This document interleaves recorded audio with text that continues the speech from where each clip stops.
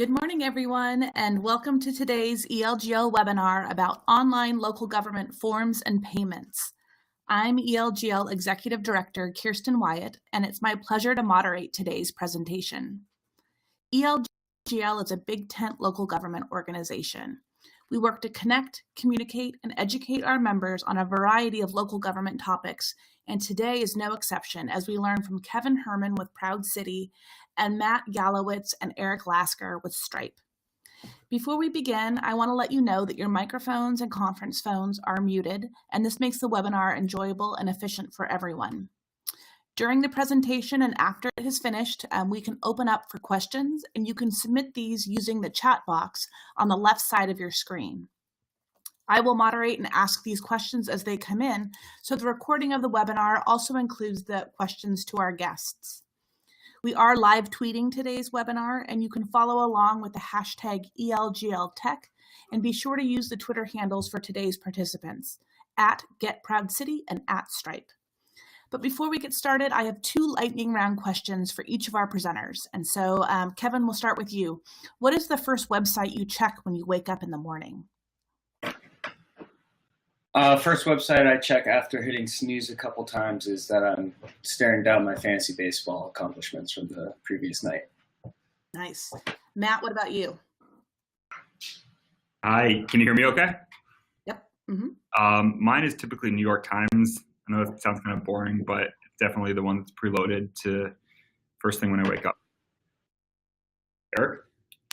Yeah, so it's not really a website, but the first thing that kind of pops up in my inbox every day is Political Playbook. So the various sources that kind of come through Playbook are for me. All right, and our next question, Eric, will start with you on this one. What is your most controversial non-political opinion?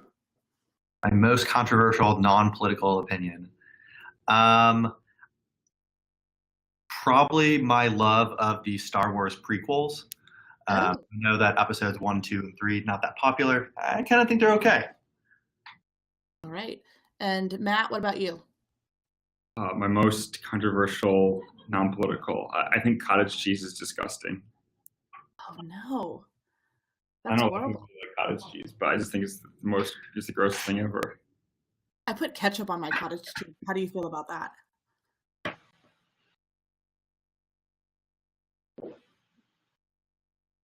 All right, and Kevin, what's your most controversial non-political opinion? I'll stick with the theme of food. I don't think it's all that controversial, but if your bagel is fresh, you cannot toast it. All right.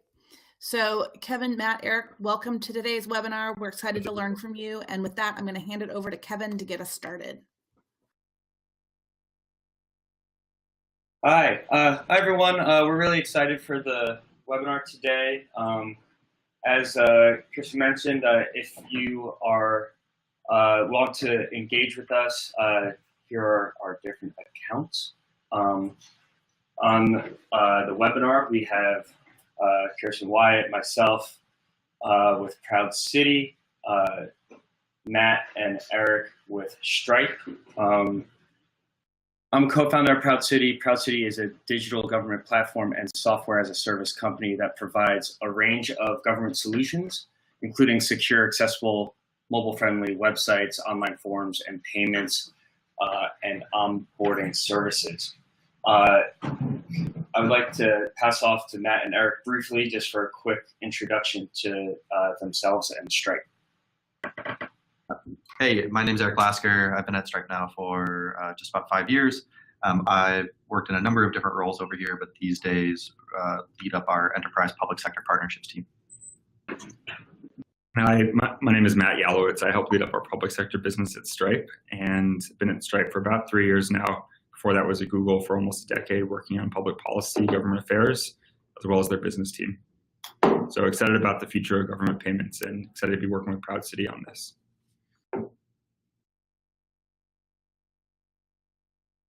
Great, thanks guys. So just to get beyond the company plugs here, the big goal of this webinar today is to help educate and help demystify modern forms and payments for local government. to get that kicked off, we believe that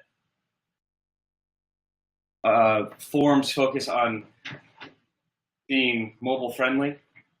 They need to be accessible. They need to be secure, and they must be user friendly. We think that it needs to be user friendly for both your community and for your staff administering it.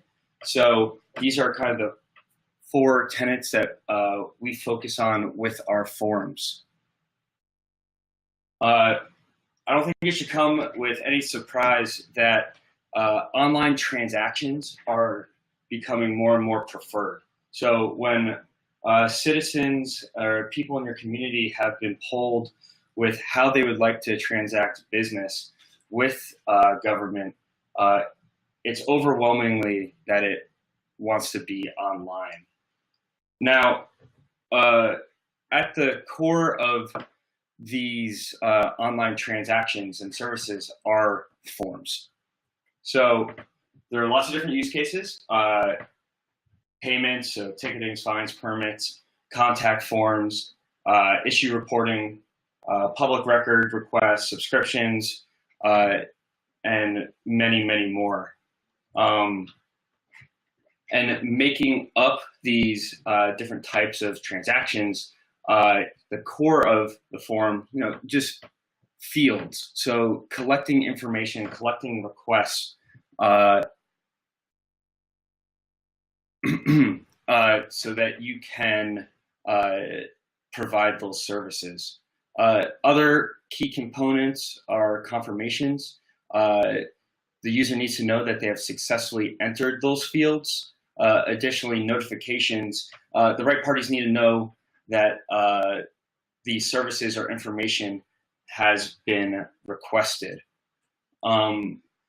Additionally, there's been a lot of talk, and rightfully so, with these components is around accessibility.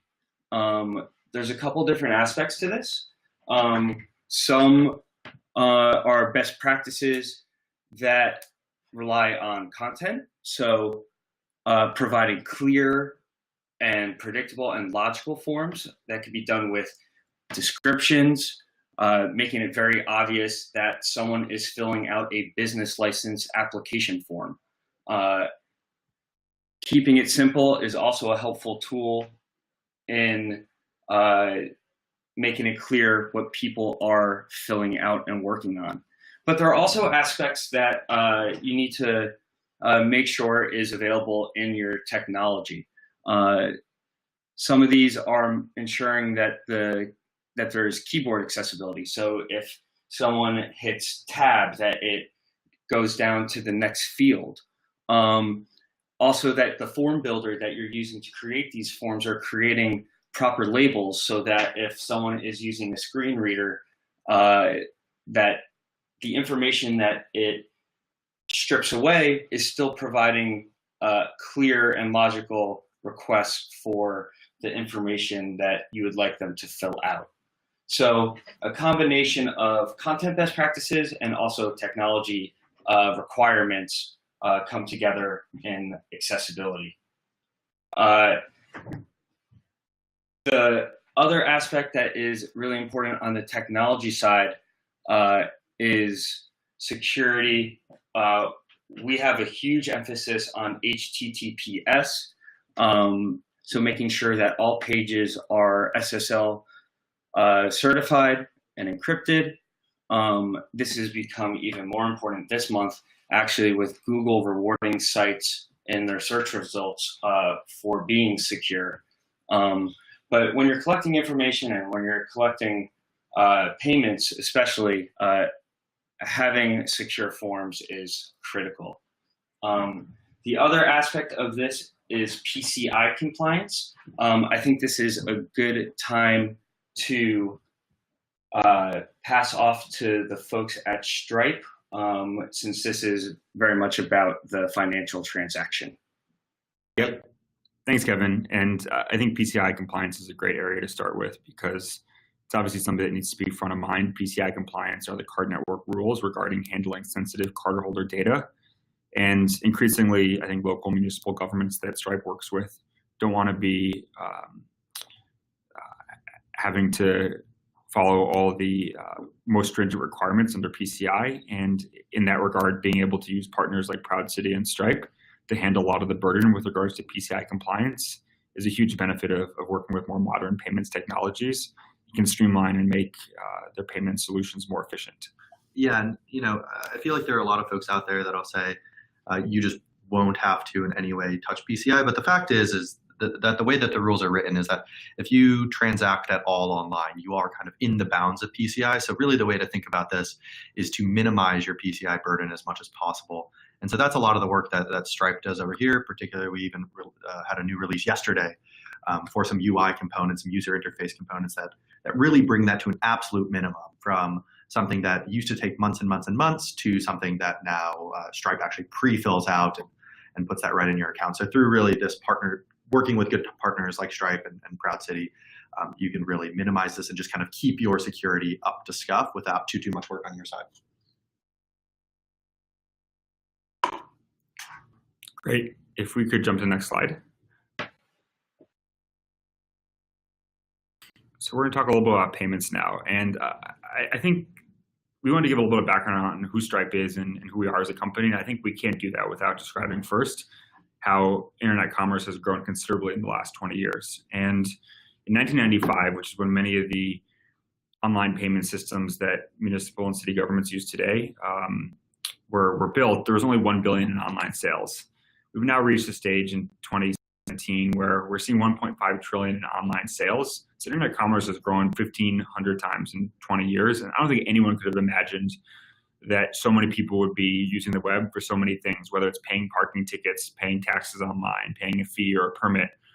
That's just in the government space, but there's just tons of use cases for the web. And nowadays, most citizens and consumers expect to be able to interact with their local city governments online and to pay for things online.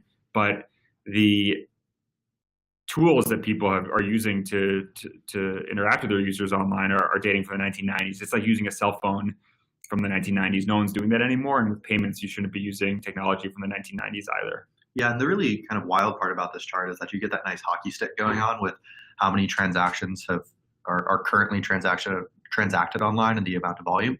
But keep in mind that this actually still only represents right around 5% of total credit card spending or even payment spending. So while this is increasing very, very rapidly, we could probably put the same chart down 5 years from now and it's going to look just about the same. This number is only increasing. So really when you're looking with how people are interacting today, it's clearly moving online, it's clearly moving mobile. So you just want to set yourself up with the best tools possible. And that's really where Stripe and folks like ProudCity come in. Next slide. So in many ways, the systems and tools that folks are using were based on offline payment methods. So the terminals that everyone's familiar with from in-person payments with credit cards, oftentimes those were reverse engineered to create online payment forms. Stripe and ProudCity are different in they're leading with digital first technologies that, assuming that people aren't going to be in person, they're going to be online first. They're building with a digital and online first mindset so that it has the best user interfaces, the best flows for payments, as opposed to trying to reverse engineer technology that was built 20 years ago. And the next slide. You can see a little bit of information. These are the types of payment integration guides that used to be standard when you were integrating online payments. And oftentimes many legacy providers still require this like 500-page PDF guide to integrate online payments, which is almost prohibitive for your developers at a small city or local municipality to do. And that's part of the reason why Stripe's made our tools and services so developer friendly and easy to integrate. Yep. And I would just say on this one, I mean, if you kind of think about that, you're going to build your website, you're fully online, you're using AWS, you're using a lot of these very online centric tools. And then in the past, you would actually get sent this PDF that was like 450, 500 pages, depending on which provider. And that's just completely backwards, right? And so there was almost an inevitability when it comes to a system like Stripe to actually approach this problem with a digital first mindset. Now we just put our documentation right online so your developers can get right into it, integrate this as quickly as possible, and really just give your users that really, really great experience that honestly they come to expect from a lot of those other payment experiences that they're going to have online, whether that's from Lyft or Amazon or there are even a lot of government agencies that are kind of bulking that up. So we provide this toolkit. ProudCity provides this toolkit to really just make sure that you really fall into this digital first mindset. Yeah, I think it's a good point. Like to Eric's point, consumers expect an experience like what Amazon provides, and if an online retail experience doesn't live up to that standards, they're not going to purchase. So why can't government websites provide the same level of usability and ease of use that most e-commerce sites provide today? Yep. Next slide. So Stripe, in conjunction with ProudCity, are really working on three fronts with the technology we've developed. First, we're empowering developers, whether you're using a third-party dev shop or in-house development and technology teams at your government office. By empowering developers to build more quickly and effectively, it's really transforming the game with regards to payments online. And honestly, just keeping your costs lower, right? You're not having to have a developer sit for 3-4 days trying to understand that integration guide. We actually just provide that online, make it really easy to use. And certainly kind of the other two theses that come out of using Stripe are making sure that you can move quickly so that as the world of payments starts to expand, that you really have a partner that you can rely on to expand with you. So you're not having to look for that new partner when, say, Apple releases their new version of Apple Pay, or the Google event is going on right now, and they're probably going to be releasing a new version of Android Pay or some of these other ones. You don't want to have to kind of need to keep up to the industry. Stripe and partners can do that for you. And that also ties to, let's say you're setting up a new payments page. City Council passes a new tax. You have to collect some type of new revenue. It shouldn't take 3 or 4 weeks for a payment partner to launch a new website. You should be able to do that in minutes. Yep. Next slide. And the last one is collecting revenue more efficiently. Yep. Yep. And so, this is really where Stripe sits, particularly on the empower developer front. If you kind of look at some of those items that we have listed over on the right side, in the past, those used to be honestly relationships that you would have to go and get involved with in order to get up and running with payments. Kind of depending on the complexity, you'll have all of those or you'll have just a few of those. But in many ways, those are individual integrations with individual API guides, with individual kind of customer service teams and pieces that you're having to tie together.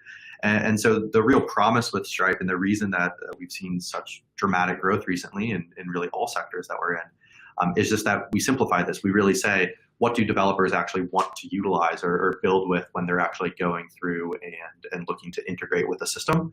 And so you'll actually notice that we're pretty unashamed about putting code all over our website, because that's the way that we orient our company towards the folks that are actually building this into the payment pages themselves.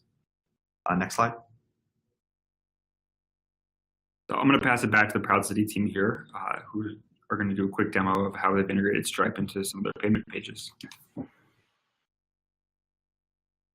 Great, thank Matt and Eric.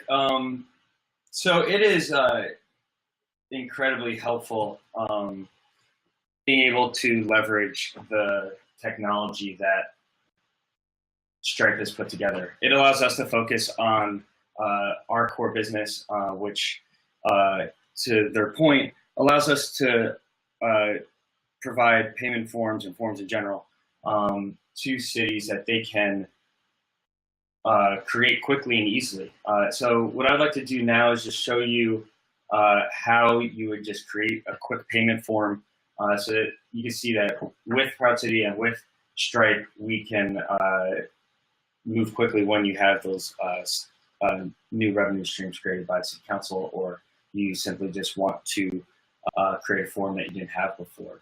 So by being logged into our site, we can hop into our dashboard and jump into our forms.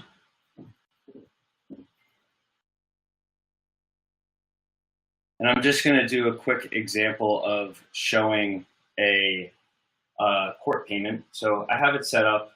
We're going to go in and edit it, as I was mentioning before, with having ADA in mind with best practices as far as your content strategy, just being very clear with your title that you want someone to be paying a court payment, and that we have some general fields set up here.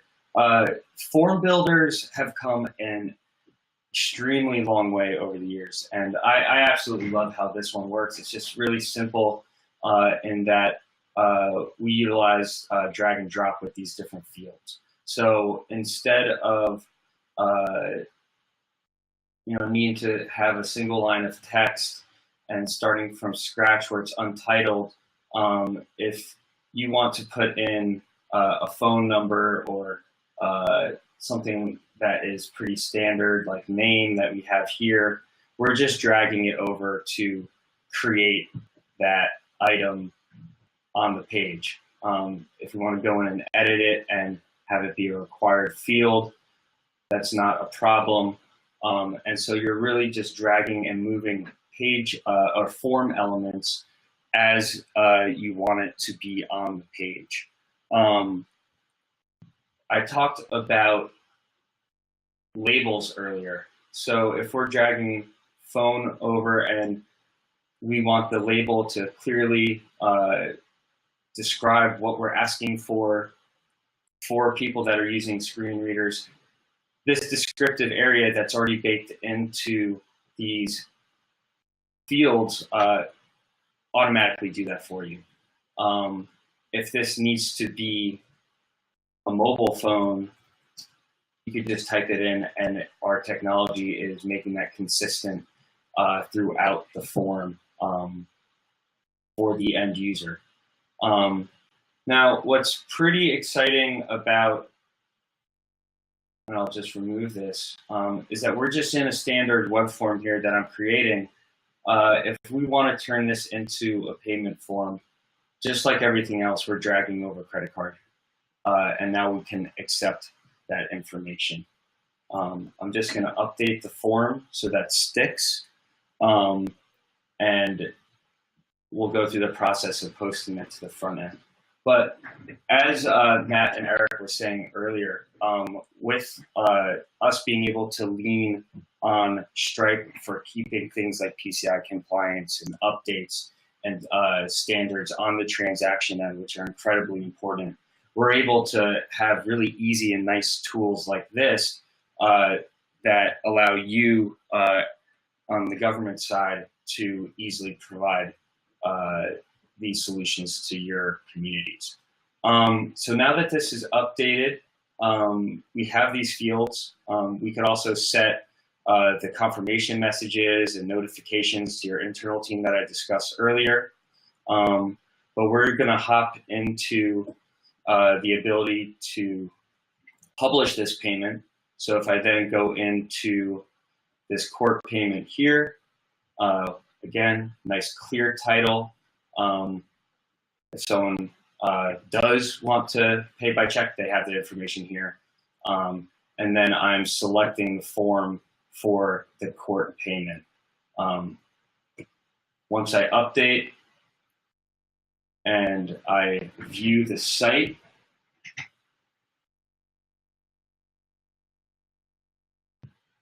I can go into this payment sections on this demo, and we have our court payment right here on the home page that we only took minutes to put together.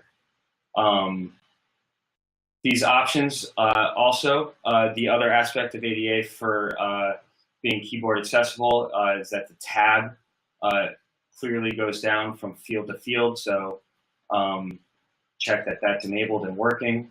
We also have the ability by going into the dashboard to get a preview on how this would work on mobile so that people can then make mobile transactions with your community by clicking on the court payment and paying on their phone, or even by going through Facebook through our Service Center app.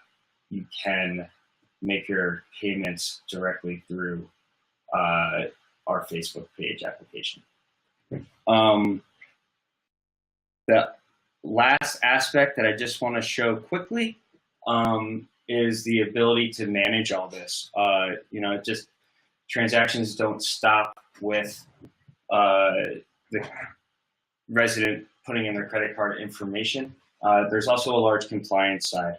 And again, relying on the tools that we're able to use from Stripe, we have a very easy payment dashboard where you can clearly see where payments are coming from, if they're successful, if you need to look at a detail to refund it, and if you have subscriptions for recurring payments for, say, a parking pass, you can set up those sort of views as well. What's also nice is if your finance department is keen on spreadsheets, you have an easy export on any page or any detail where you can have a print view or save to a spreadsheet to see those transaction details. And this is built right into our dashboard so that everything is easily tracked when you're logged in. So that brings us to sort of the end of the demo component. For the folks who are downloading this presentation or viewing on their own time, we have some of the features that go into our forms that we're able to connect to and utilize our integration with Stripe. And if anyone wants to follow up and contact us or get more information, here are our details. But at this time, I would love to pass back to Kirsten to open up to questions. Great, and thank you for sharing that information with us. And at this point, I want to remind people that we do take questions using that attendee chat bar over on the left-hand side. But I'm going to start with a kind of case study hypothetical and ask how, if someone's listening to this and they recognize the need, based on the data that's available and also just understanding their community, that online payments are critically important, but they're having a hard time convincing people in their organization that this is a safe and secure way to accept transactions. Walk us through how they could best convince someone who's more skeptical that this is a safe, secure, and important way for local government to evolve. Sure, I'm happy to jump in there. And I think the big thing to emphasize is what's not safe or secure is the way they're doing it now. What's not safe or secure is using systems that are built decades ago for online payments. What's not safe or secure are many card-present solutions where card numbers can be easily lifted from in-person terminals. The easiest, safest, and most secure way to accept transactions online are using modern payment providers like Stripe and the companies like ProudCity that have built tools on top of Stripe. That is unquestionably the safest way to get card details, providing the least amount of risk to consumers and providing the most, I think, guarantees on security and safety to higher ups within an organization. So it's more of the question of what's the risk of not acting. Yeah. No, and I would just back that up too, right? Like certainly a decade, 15 years ago when online transactions were really just coming out for the first time, you can kind of imagine that there's going to be some little quirks that go along with the system. But you saw that chart that we showed for the first time. There just wouldn't be that many online transactions if this wasn't a really safe way to do it. And in particular, PCI at this point, while there are certainly frustrating aspects to it, it is a very solid security standard.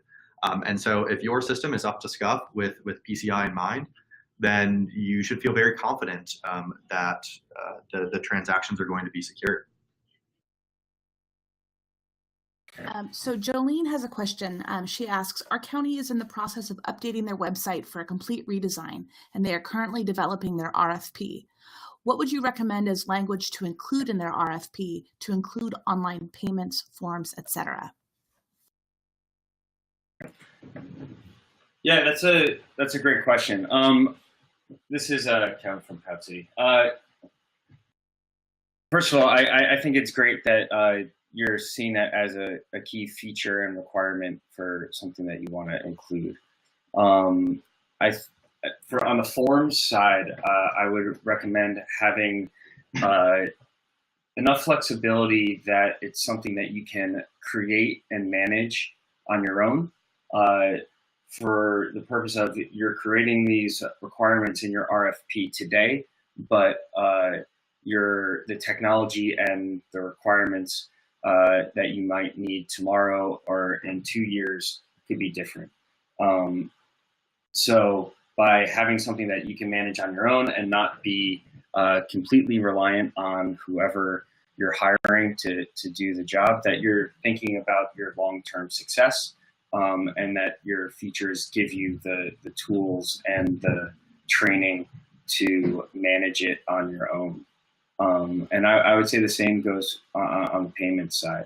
You want to be set up from day one, but you also want to be set up for long-term success. So again, having the management tools that allow you to own the features and the management of it will go a long way. Things to consider, just a checklist with ADA compliance and PCI compliance and mobile friendly are all pretty standard at this point.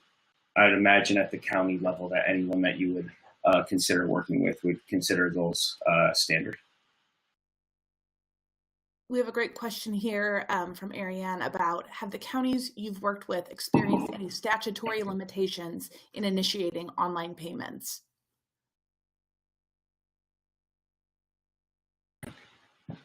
I'm sorry, could you repeat that one more time? Sure. Have any counties that you've worked with experienced any statutory limitations in initiating online payments? We haven't.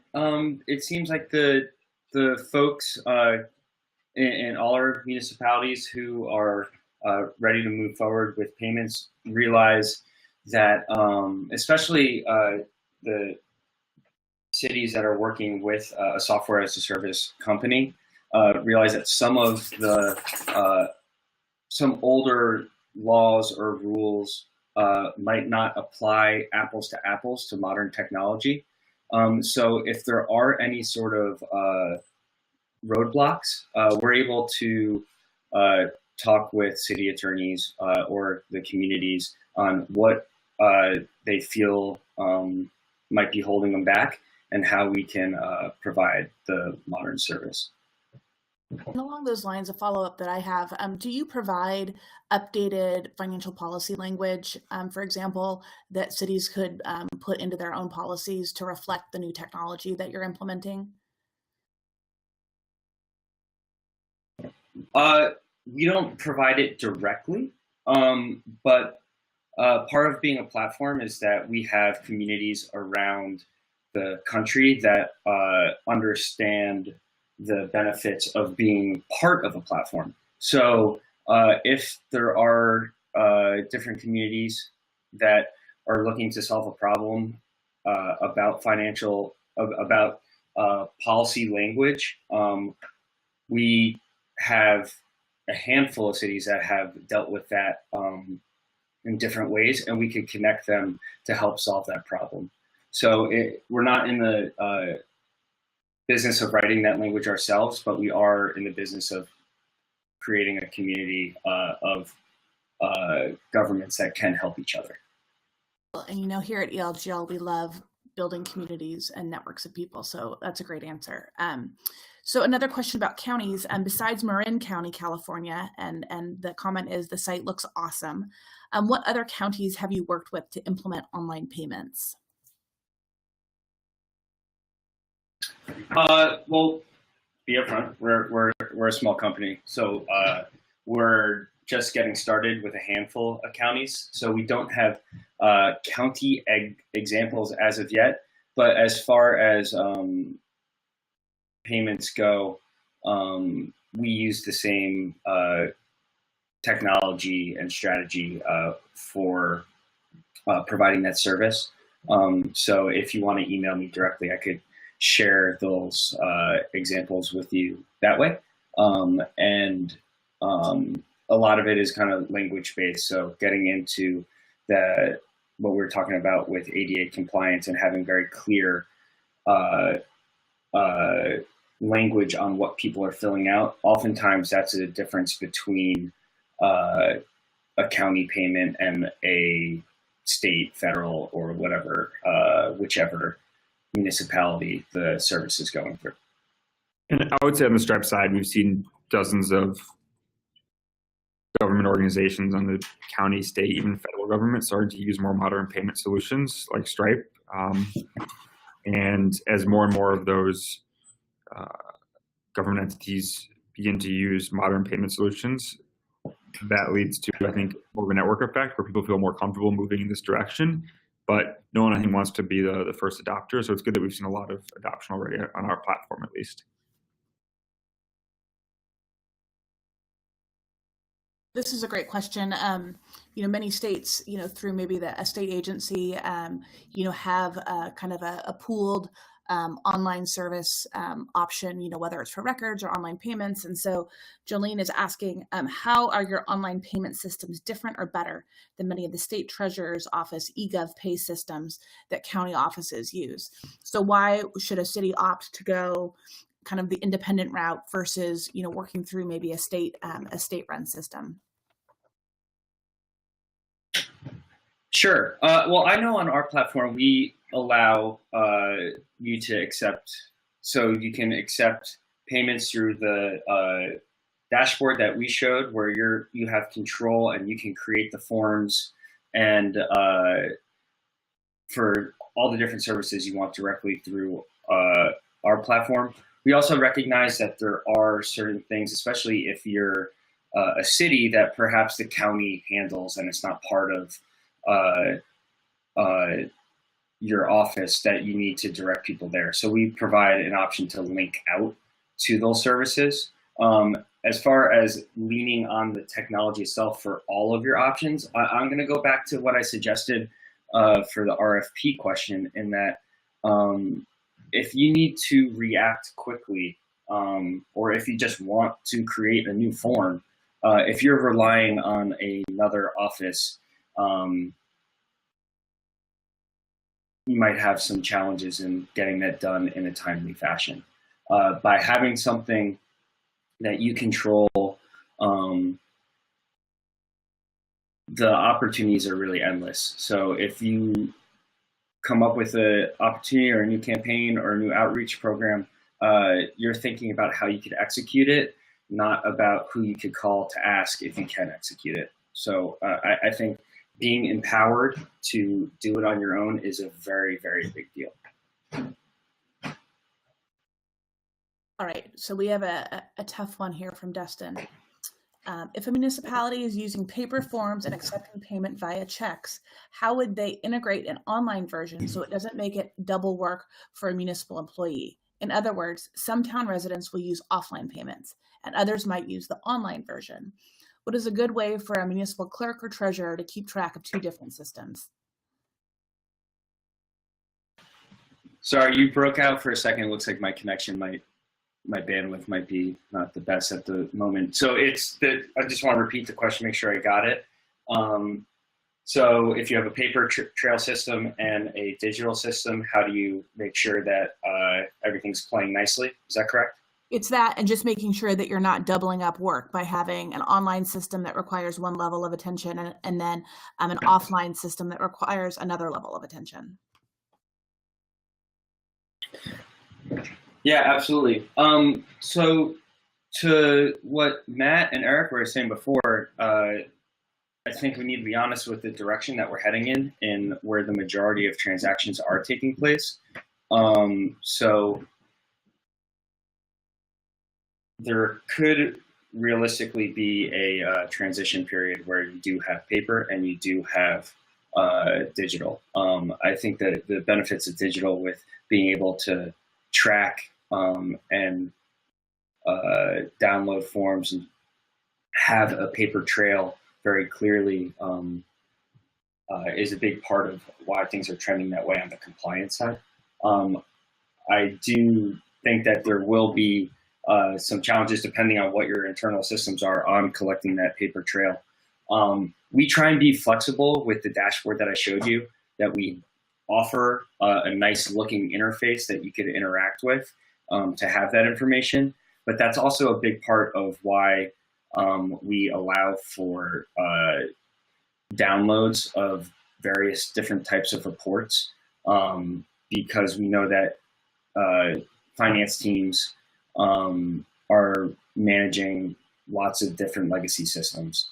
So we try and create a way that you could bring things over and have things start moving towards a more modern approach. But in that process, we want to be flexible enough so that when you are dealing with your paper trail on the physical side, that you can download the reports that you need to try and reconcile as cleanly as possible.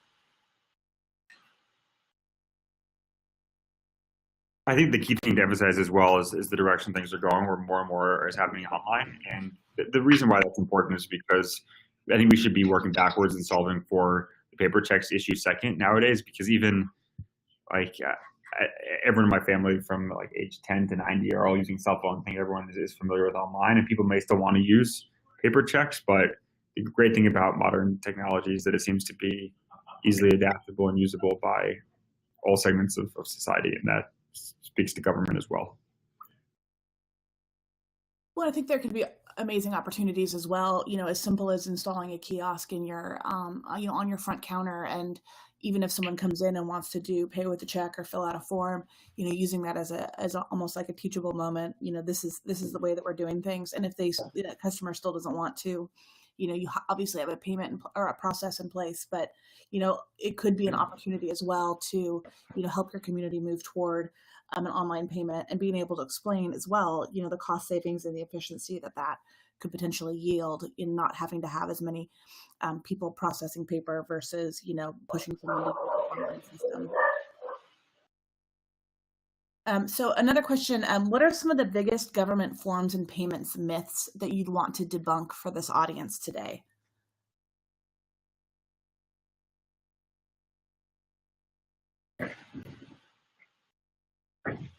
That it takes a lot of time. As we showed you today, at least for us, and we lean on Stripe for a big part of this, is that you don't have to go to the bank and negotiate terms and have an account with them and set up different types of payment gateways. You can sign up for a Stripe account directly through our dashboard, which could get you up and running and creating these forms on your own within minutes. So the fact that we actually can execute accepting transactions that quickly, I think is extremely helpful, just to know that you can do that. I realize that there are obligations to make these decisions, but as far as executing, it can be very quick. Another great question from Ariane about incorporating your platform with legacy financial software in cities or counties. Did you have major issues? Did you have to develop a bridge to integrate payment information within an existing financial system and the online system?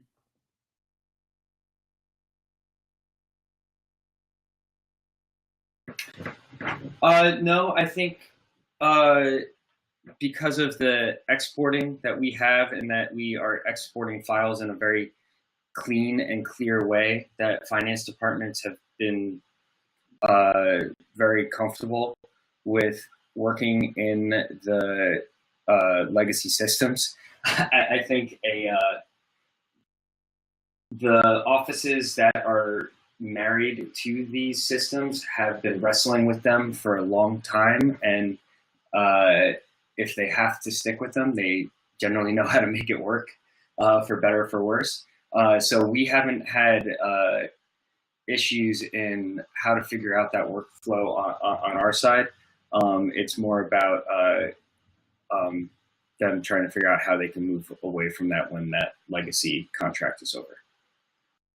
I would emphasize the same thing from Stripe's end, just that our API is easy to export information from, so that it can be adapted into a multitude of different types of systems, and that's part of what ProudCity is taking advantage of.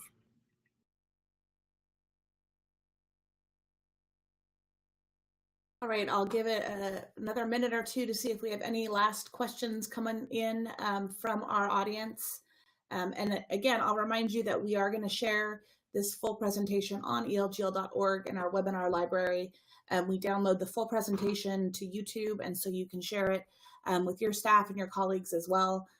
We know that not everyone can make a predetermined time for a webinar, and so we want to make sure that you have this information on demand when you need it or when your staff needs it as well.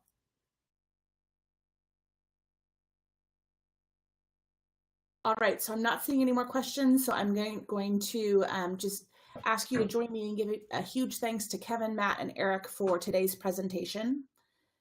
And I want to thank all of our audience members for participating and sharing your time with ELGL. Later today, we will put a Twitter transcript of our hashtag ELGLTech up on elgl.org for you to look at, and we'll also get that video posted soon.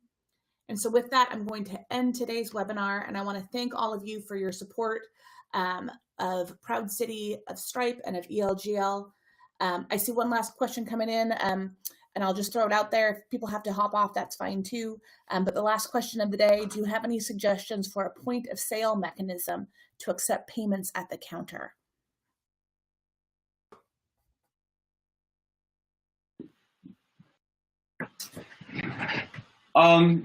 That's something that we're currently working on. I know, I believe Stripe has a solution. Something that we've been working on, which Kirsten kind of mentioned unknowing, is the kiosk option. So because our solution can be turned into an app, you could set up a physical kiosk in your town halls or city halls. So you can have a physical point of sale with the additional information from our service center. So that's an option that we're working on. All right, and Kevin and Matt's contact information is on the screen. We'll also include that in our summary post on ELGL, and we'll get that out to everyone who attended as well in a direct email back to you. So again, thanks to everyone for participating. Thanks to Stripe and ProudCity for sharing this great information with us, and I hope everyone has a great day. Thanks for scheduling this. Appreciate it. Great to meet everyone. Thanks, everyone.